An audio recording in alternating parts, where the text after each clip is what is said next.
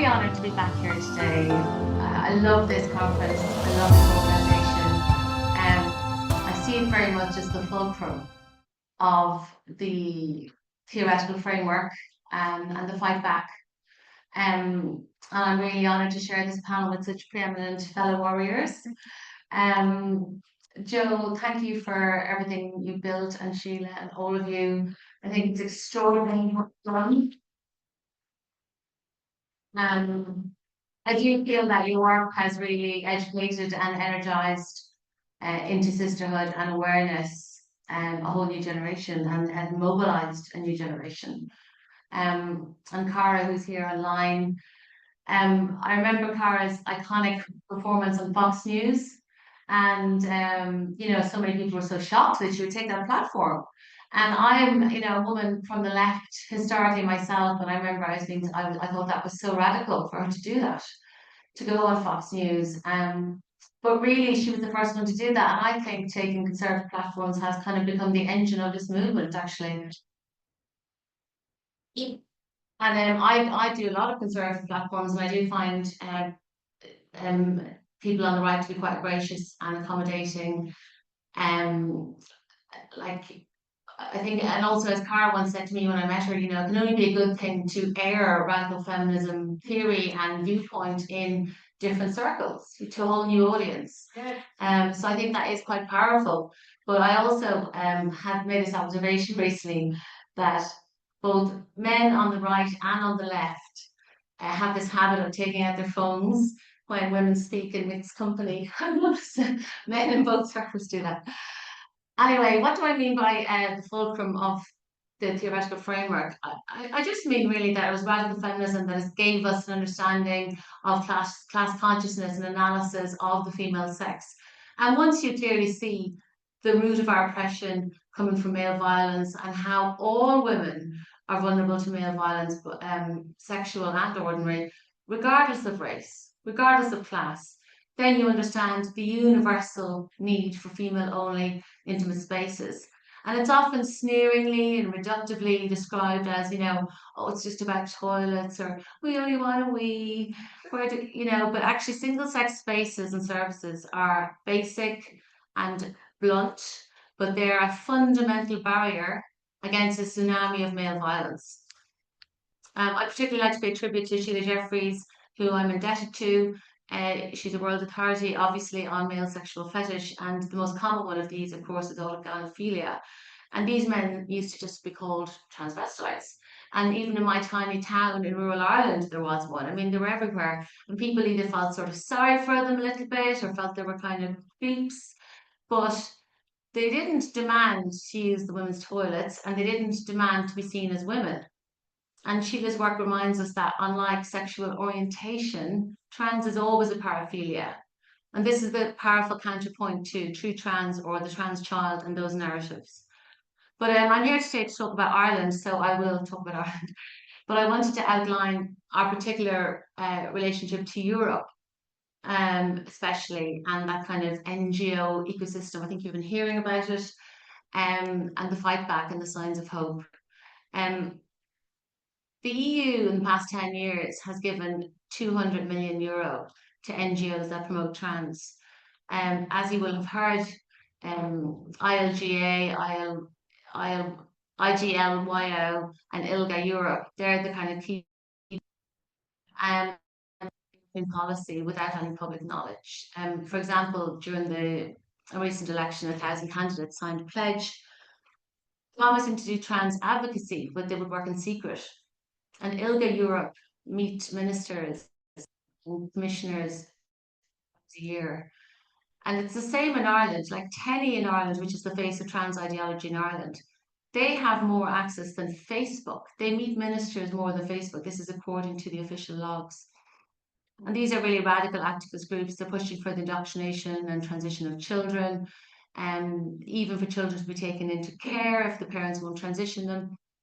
And the thing is, they work behind the scenes quietly, dismantling the fabric of our society, pillar by pillar, brick by brick. And the leaked entrance document was a manual on how to do this secretly, because they knew that these laws would be deeply unpopular with ordinary people. But the bureaucrats and the technocrats of the EU machine are quite happy to work like this. You know, it's in their DNA, really. The Politburo knows better than the ordinary person what's best for their family and for their country. Um, and so, in this manner, the gender self ID was brought in Ireland in 2015. It was brought in by stealth, and it quickly followed with a suite of bills to enforce it in lots of different aspects of society, and to make dissent unlawful. You see this in all gender self ID jurisdictions. They have to sort of copper fasten it down. So it's not just the original black letter law. There's always a suite of bills that follow soon after.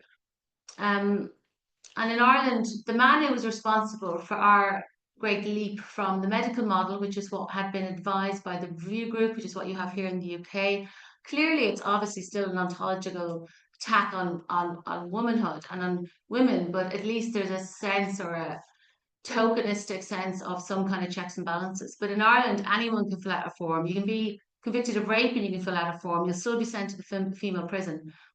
And the man that was behind that is a man called Michael O'Flaherty. And he was an Irish activist who was one of the drafters of Yoga Carta, which you've probably heard. And he's just a zealot. He's an ex-priest and he is an absolute zealot.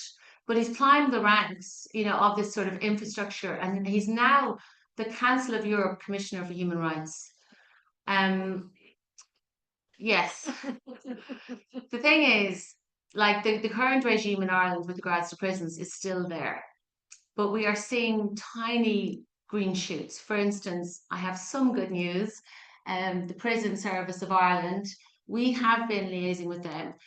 We submitted to one of the consultations, and I've also, you know, they're aware of the legislation I drafted. We did a big position paper, and they asked us to input in their policy, their so-called inclusion policy, and it hasn't been finalised. They're kind of like a bunny caught in headlights. You know, they don't want to offend the trans lobby, but they know there's absolutely no support, even from increasingly from backbenchers, for the current policy. So they have asked us to come on board and work with them again. So we're meeting with them next week, which is good.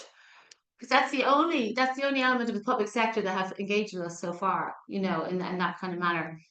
But going back to all different pieces of legislation, like gender self-ID, hate speech, anti-conversion therapy, surrogacy, assisted dying, EU Migration Pact, they're all kind of enacted ostensibly to solve a problem, but they're not actually enacted to solve an actual societal problem.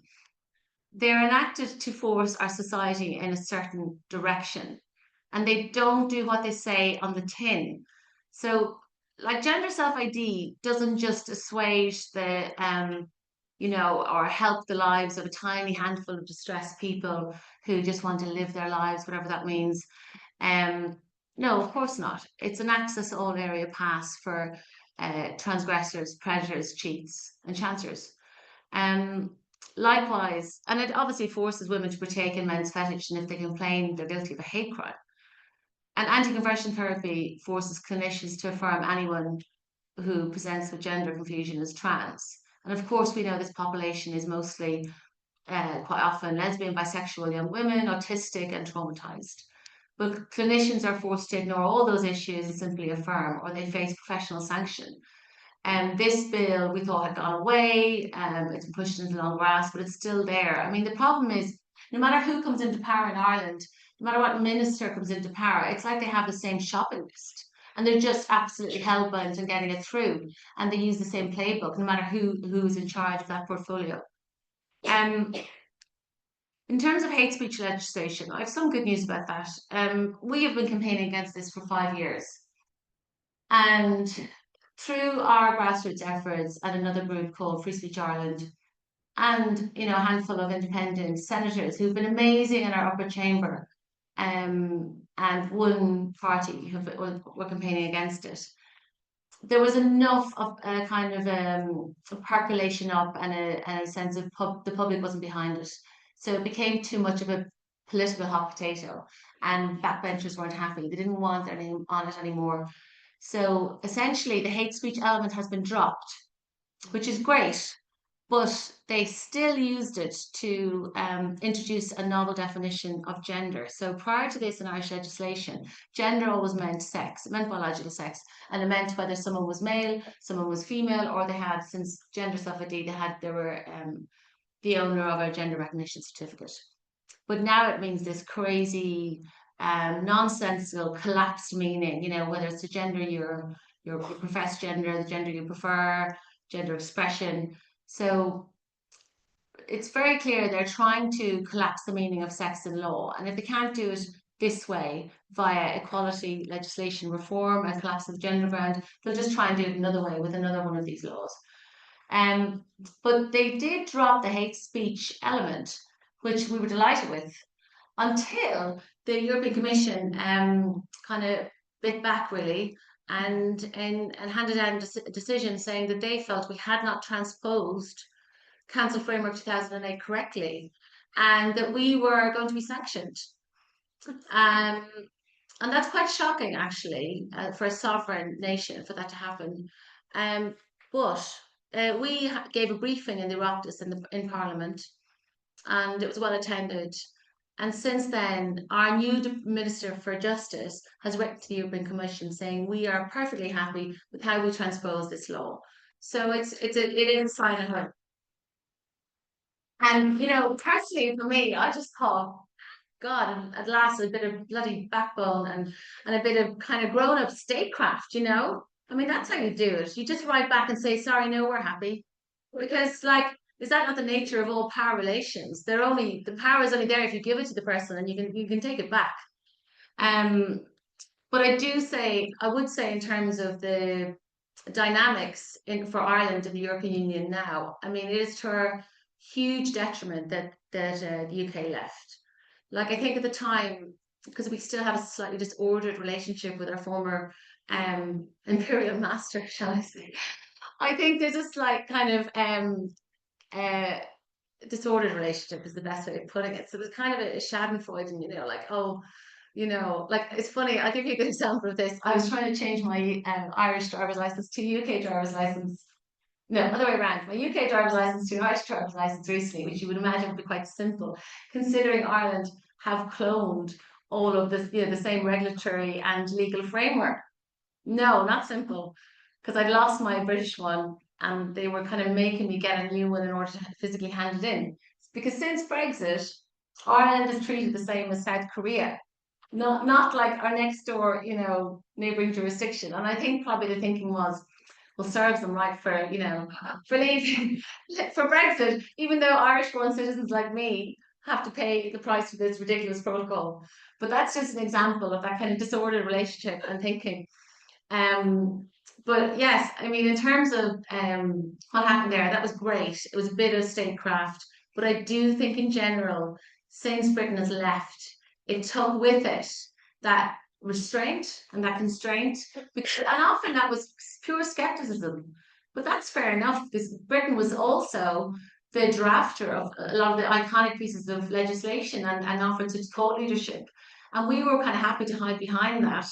And now we're so exposed. We are really exposed to German overreach, and there's a vacuum there. And that's why I view this hate speech, push for hate speech laws, like it's German style totalitarian, really hate speech laws is what they're trying to push through. And without doubt, hate speech, it's this kind of very vacuous thing, the way that the lobbying is done around it. Like, who's are you not against hate? Yes, I'm against hate. But how it's not defined, and only certain groups enjoy protection. So it's very clear for me, hate speech law is to make dissent against immigration and trans unlawful so that it can't be discussed or debated. Okay.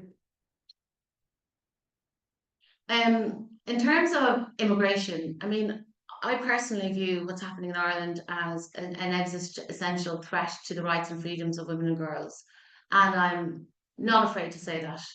And I do think that trans and immigration are both kind of sacred pillars of the new radical progressive left. And I think trans and immigration both present a very terrifying existential threat to the lives of women and girls. And I think that's the way I view it through that lens. I mean, our police in Ireland refused to release data on the ethnicity of offenders, sexual offenders, and all violent offenders. And we've been asking for that. We know they hold the data, but they won't release it. But we have seen a 30% increase in sex offence in Ireland. I mean, the rate and the scale of immigration in Ireland, it's the single biggest really event in our society since independence. But there's no debate really allowed around it. Um, and so you hear the same counter arguments, like I always heard against trans. Well, men already rape women, so what difference does it make if they're allowed to identify into female spaces? Well, I would say, oh, well, why make it easier? Why add another layer? Similarly with immigration, why add another layer of men? And in this case, men who are from countries where women are shrouded and segregated and constrained in the public sphere. So, I mean, I don't know how I'm doing time-wise. Probably like 3 more minutes. Okay. Because we need to get started. Yes, absolutely. Well, I'm glad thank you for fitting me in at the end. So with that in mind, I would say like the Countess has always been a broad church gender critical movement, and that is very hard to keep going at times. Like we've had, like last year we had a huge conference, over 400 people, but we platformed a woman who was anti-immigration, not per se, but just in terms of this issue. And I mean, was six speakers stepped down because of it. So like this is a real trigger hair issue, but I think it behoves us as activists to be prepared to go there. And the data is there, like in Germany and Sweden, it's very clear. The data is there. I mean, since Angela Merkel opened the borders, they have double the rate of gang rapes in the country, 2 a day at the moment. In Sweden, men from MenCap countries are 4 times more likely to be convicted of rape. So I mean, that's what's happening. That is what's happening. Why would they behave any differently in Ireland? Are we that kind of egotistical that we think as soon as they land on the shores of Ireland, they're just going to become like, imbued with our values? So my message is, I think we need to build a broad coalition to topple these 2 sacred pillars, really, of the new left, the radical new left, trans and immigration, because they do present an existential threat to the lives and the rights of women and girls in the West. Thank you.